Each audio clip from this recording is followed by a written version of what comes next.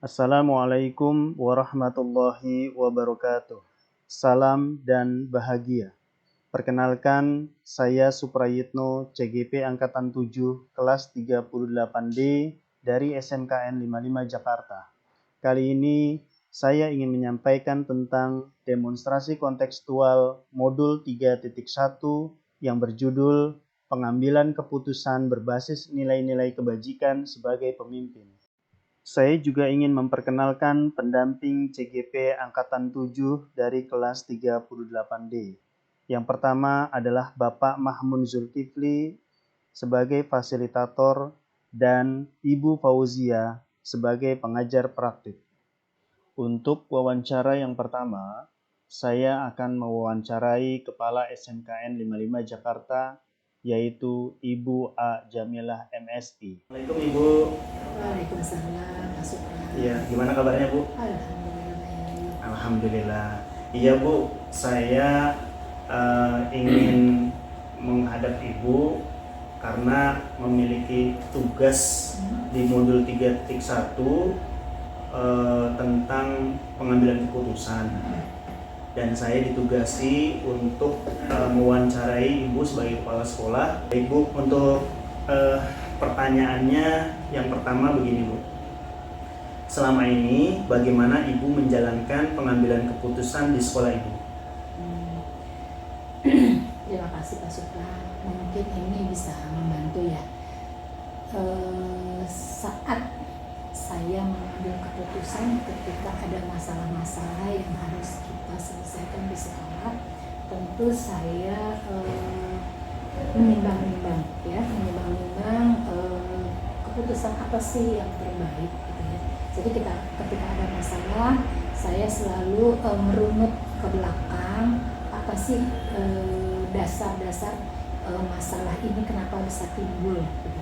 Terus kemudian saya menimbang-nimbang kira-kira ya keputusan apa yang terbaik yang harus saya ambil, karena tentu kan setiap masalah itu mungkin nanti akan berdampak ya, baik terhadap sekolah maupun terhadap saya secara pribadi. Tentu hal-hal yang harus saya putuskan itu harus betul-betul sudah dipikirkan baik-baik ke depannya. Apakah itu keputusan itu akan menimbulkan masalah untuk sekolah yang saya pimpin, atau justru sudah selesai akan malah menyelesaikan persoalan yang kita hadapi gitu. Jadi kita lihat dulu ke belakang dan ke depannya itu kalau keputusan yang kita ambil itu akan berakibat apa terhadap sekolah terutama ya, dan terutama juga tentu kalau berakibat buruk terhadap sekolah pasti berakibat buruk juga untuk saya gitu, dan untuk seluruh manajemen dan guru-guru di sekolah. Ya, baik Bu. Kemudian ada nggak Bu langkah-langkah atau prosedur yang biasa Ibu lakukan untuk mengambil keputusan? Tentu ada yang dasar-dasarnya ya. Kita harus lihat sama seperti yang tadi saya katakan ya, bahwa kita harus melihat dulu ya masalah itu tentang apa ya, tentang apa.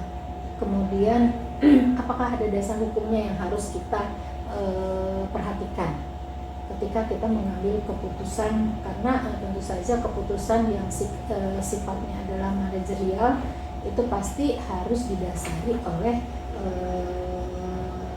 hukum yang berlaku pada saat itu. Baik Bu, hal-hal apa saja yang selama ini Ibu anggap efektif dalam pengambilan keputusan pada kasus dilema etika Bu? Yang menurut saya efektif itu kalau dilema etika itu kan sesuatu yang mungkin nggak salah ya kalau kita ambil dua misalnya kita punya 2 pilihan atau 3 pilihan, ketiganya atau keduanya itu kalau kita ambil kita nggak salah, hanya mungkin mana yang terbaik untuk kita ya, mana yang terbaik untuk kita, sehingga itu yang mungkin kita harus kedepankan, baik untuk terutama untuk seluruh untuk semua orang, bukan baik untuk hanya untuk saya, hanya untuk Pak Supra, tapi sebaliknya adalah keputusan yang kita ambil itu adalah yang terbaik untuk kita semuanya. Baik Bu, untuk pertanyaan selanjutnya Bu, kira-kira dalam pengambilan keputusan biasanya kan sangat sulit ya Bu. Pasti ada tantangannya. Kira-kira yang Ibu hadapi ketika mau mengambil keputusan itu tantangannya apa sih? Terutama yang berat buat kita, buat saya pribadi ya sebagai pimpinan itu setiap keputusan yang saya ambil sedapat mungkin saya tidak ingin menyakiti siapa atau membuat sekolah ini merasa tidak nyaman, seluruh anggota sekolah ini merasa tidak nyaman. Paling berat jika keputusan itu adalah keputusan yang tidak populer.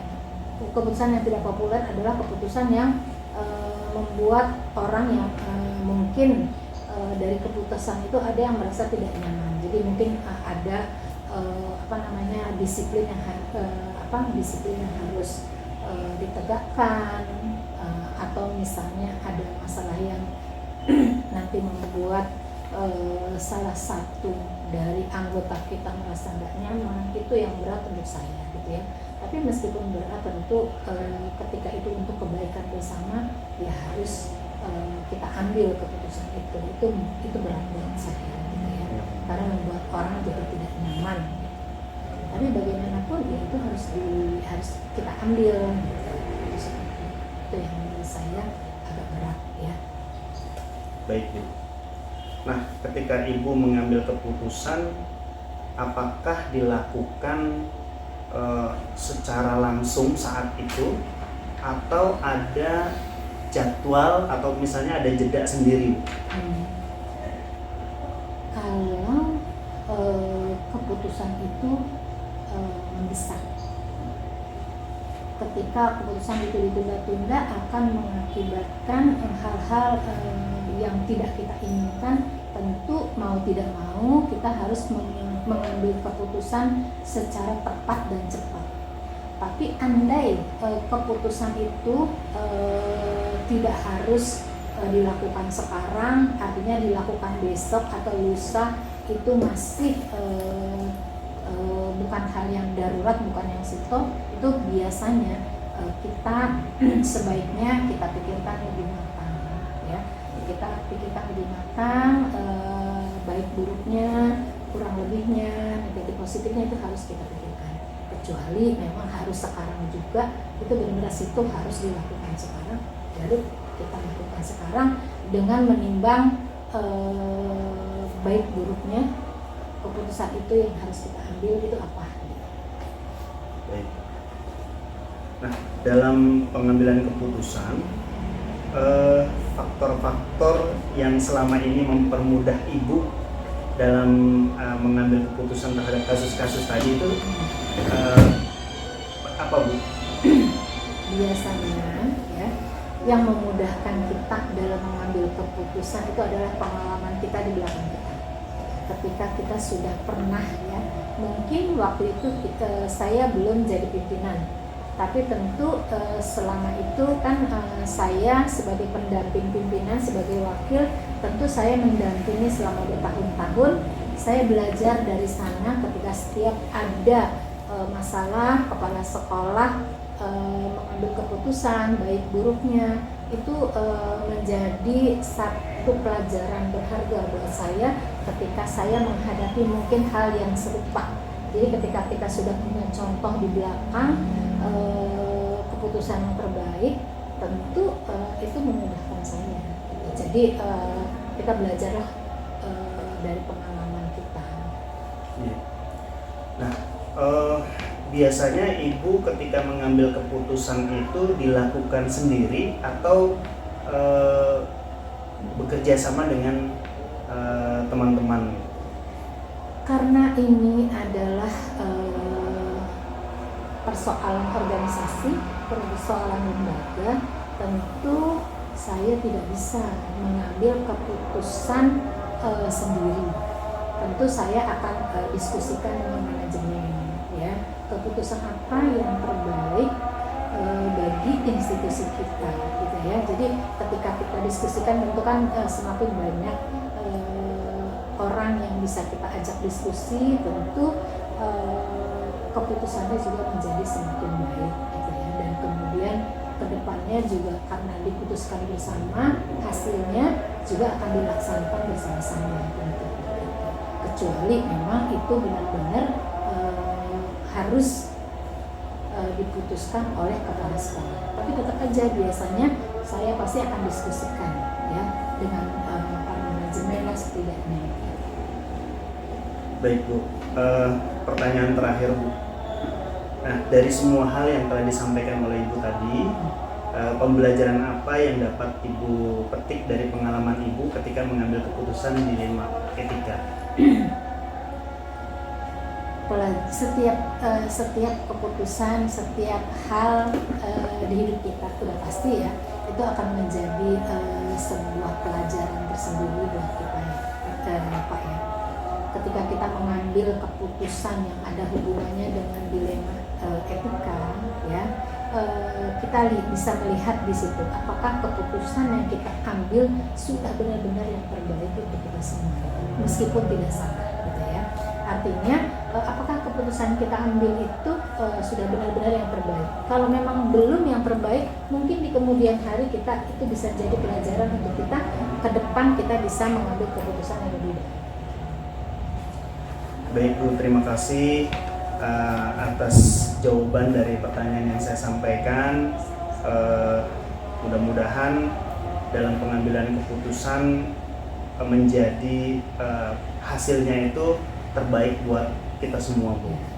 Dan saya mengucapkan terima kasih banyak atas jawaban Ibu dan hasil wawancara kali ini. Saya akhiri.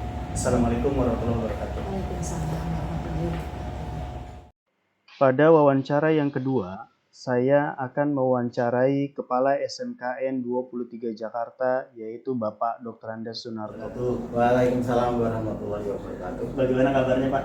Alhamdulillah baik. Alhamdulillah baik. Pak, saya hari ini ingin mewawancarai Bapak terkait dengan tugas saya sebagai CGP, diminta untuk mewawancarai kepala sekolah, yaitu tentang pengambilan keputusan. Ya. Kira-kira apakah Bapak bersedia untuk saya wawancarai? Baik, siap. Terima kasih Pak.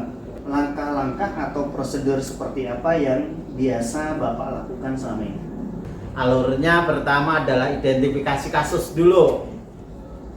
Kemudian alternatif penyelesaian. Jadi kita identifikasi kasus, alternatif penyelesaiannya. Kemudian yang berikutnya adalah melakukan penyelesaian kasus dengan sangat berhati-hati, dan kalau itu misalkan perlu ada penurunan emosi, ya emosinya diturunkan dulu gitu ya. Kemudian setelah itu diharapkan pasca penyelesaian pun tetap dipantau gitu ya. Jadi kasus itu diidentifikasi, alternatif solusinya dicari penyelesaiannya, dan dipantau pasca penyelesaian. Jadi jangan sampai selesaikan ya sudah, jangan, karena kita menghendaki benar-benar kasus itu terselesaikan secara tuntas gitu. Lanjut Pak. Hal-hal apa saja yang selama ini Bapak anggap efektif dalam pengambilan keputusan pada kasus-kasus dilema etika? Biasanya saya untuk kasus-kasus yang dilema etika itu melibatkan tim manajemen saya. Jadi saya tidak sendiri, karena ini sedikit ada kepentingan beberapa pihak. Terus kalau saya melibatkan tim manajemen saya, walaupun keputusan ada di saya nih, tapi masukan-masukan dia penting, sehingga masalah itu bisa dilihat dari sudut pandang yang beraneka gitu. Dan wakil saya kan pasti sudah teruji juga karena pilihan yang kualitasnya udah gak diragukan. Baik Pak, terima kasih. Hal-hal apa saja yang selama ini merupakan tantangan dalam pengambilan keputusan pada kasus-kasus dilema etika? Tantangannya ya bagaimana itu masalah-masalah dilema itu bisa terselesaikan yang bisa memuaskan semua pihak, atau seandainya tidak terpuaskan ya sekecil mungkin orang yang menolak atau rasa sakit hati atau rasa nggak suka itu ditekan sampai sekecil-kecilnya. Kalau untuk puas 100% puas semuanya sih nggak mungkin ya, tapi diusahakan ditekan seminimal mungkin rasa tidak puas itu. Baik Pak. Untuk berikutnya Pak, apakah Bapak memiliki sebuah tata cara atau jadwal tertentu dalam sebuah penyelesaian kasus dilema etika? Apakah Bapak langsung menyelesaikan di tempat atau memiliki sebuah jadwal untuk menyelesaikannya? Bentuk atau prosedur seperti apa yang Bapak jalankan? Tergantung ini kasus harus cepat selesaikan ya gitu Pak. Kalau harus cepat ya harus gitu. Tapi kalau ini kasus membutuhkan penurunan emosi dulu, dan kalau seandainya di pending 1 sampai 2 hari pun tidak menimbulkan efek negatif, nah itu ya dilakukan itu. Intinya ya kita harus mencari tadi solusi yang terbaik gitu ya, yang terbaik dari sudut saya, dari sudut yang terlibat gitu. Jadi yang terbaik tadi yang mereka bisa menerima penyelesaiannya. Jadi tergantung dari situasi dan kondisi. Iya, tidak bisa diselesaikan dengan cara yang sama gitu ya. Baik Pak, untuk pertanyaan berikutnya, adakah seseorang atau faktor-faktor apa yang selama ini mempermudah atau membantu Bapak dalam pengambilan keputusan, terutama untuk kasus-kasus dilema etika? Ya, pasti ada, itu karena kepala sekolah itu tidak sendiri, kepala sekolah dibantu oleh wakil, kemudian juga ada kasubag, kemudian juga ada kayak guru BP gitu ya, yang terkait sama siswa kan ada guru BP juga ya. Nah ini ya sangat membantu sekali. Kalau terkait sama siswa biasanya saya banyak diskusi atau minta pertimbangan ke wakil-wakil kesiswaan, ke BP, ke wali kelas gitu ya, sehingga penyelesaiannya dapat hasil yang terbaik gitu ya. Jadi jangan sampai kita kepimpinan apa-apa di eksekusi sendiri, apa itu dalam arti di eksekusi sendiri tanpa minta pertimbangan, karena kita itu kan tim ya, kita itu tim dan ada dalam suatu sistem gitu. Baik Pak, untuk pertanyaan terakhir, dari semua hal yang telah disampaikan, pembelajaran apa yang dapat Bapak petik dari pengalaman Bapak mengambil keputusan dilema etika? Intinya sebagai kepala sekolah ya seluruh energi, seluruh sumber daya itu harus kita kerahkan, kita satukan menjadi suatu kekuatan untuk mencapai tujuan visi misi sekolah yang telah disepakati. Ketika dalam perjalanan ada kasus-kasus, itu harus diselesaikan dengan happy ending, dengan semua bisa menerima, sehingga ibaratnya gerakan itu ke arah tujuan itu tidak terhalangi. Karena tidak mungkin dalam perjalanan itu terus mulus kayak enggak mungkin, tetap ada gejala-gejala. Kalau jalan ya ada yang berlubang, ada yang belok, kata bela. Ini harus yang berlubang, yang belok kita bisa atasi dengan baik. Itu aja. Baik Pak Narto, Ya. terima kasih di sesi wawancara kita kali ini, atau saya sudah dapat intinya dari wawancara kali ini Pak. Ya. Dan sepertinya sama seperti yang saya pelajari, dan mudah-mudahan Bapak sukses terus. Amin. Menjadi pemimpin. Amin. Sehingga karir Bapak pun akan meningkat Pak. Ya, terima kasih. Ya. Saya mengucapkan terima kasih sekali lagi, dan mohon maaf jika ada kesalahan dan kekurangan yang saya lakukan. Ya. Saya Heri. Assalamualaikum warahmatullahi wabarakatuh. Waalaikumsalam warahmatullahi wabarakatuh. Assalamualaikum warahmatullahi wabarakatuh. Salam guru penggerak. Salam dan bahagia. Perkenalkan, saya Suprayitno, CGP Angkatan 7, kelas 38D dari SMKN 55 Jakarta. saya ingin menyampaikan hasil refleksi wawancara saya bersama dengan 2 kepala sekolah. Hasil refleksinya yang pertama adalah hasil wawancara dengan kepala sekolah tentang pengambilan keputusan dalam situasi dilema etika atau bujukan moral diperoleh hal-hal menarik. Antara lain, kepala sekolah selalu melibatkan tim manajemen, yakni Kasubag Tata Usaha dan para wakil kepala sekolah, untuk berdiskusi mulai dari mengidentifikasi kasus, pertimbangan-pertimbangan, sampai dengan pengambilan keputusan. Kemudian yang kedua, prinsip penyelesaian dilema yang dilakukan oleh kepala sekolah sudah berdasarkan 3 prinsip pengambilan keputusan, yaitu berpikir berbasis hasil akhir, kemudian berpikir berbasis peraturan, dan berpikir berbasis rasa peduli. Ketiga prinsip tersebut disesuaikan dengan jenis kasusnya. Kemudian yang ketiga, pengambilan keputusan yang dilakukan sudah secara objektif dan berkeadilan, serta berupaya meminimalisir dampak yang ditimbulkan pasca pengambilan keputusan. Dan yang keempat, para kepala sekolah yang saya wawancarai sudah menerapkan beberapa hal yang saya pelajari di modul 3.1, yaitu 4 paradigma, 3 prinsip, dan 9 langkah pengambilan dan pengujian keputusan. Hanya saja ada beberapa yang belum dilakukan oleh kepala sekolah, yaitu menguji benar atau salah dan investigasi opsi trilema. Kemudian untuk refleksi yang kedua, dari hasil wawancara dengan 2 kepala sekolah, ada beberapa persamaan dari mereka. Persamaan yang pertama, pada tahap identifikasi kasus dilakukan melalui pengumpulan fakta-fakta dan pengambilan keputusan melalui alternatif-alternatif solusi. Persamaan yang kedua, penyelesaian dilema dilakukan berdasarkan prosedur, sehingga keputusan yang diambil berdasarkan pertimbangan yang matang.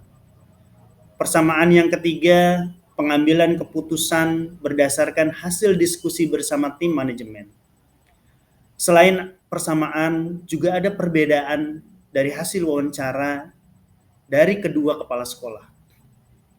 Kepala sekolah yang pertama menonjolkan diskusi untuk setiap pengambil keputusannya, sedangkan kepala sekolah yang kedua menonjolkan hasil analisis masalah yang kemudian menjadi bahan pertimbangan dalam pengambilan keputusan.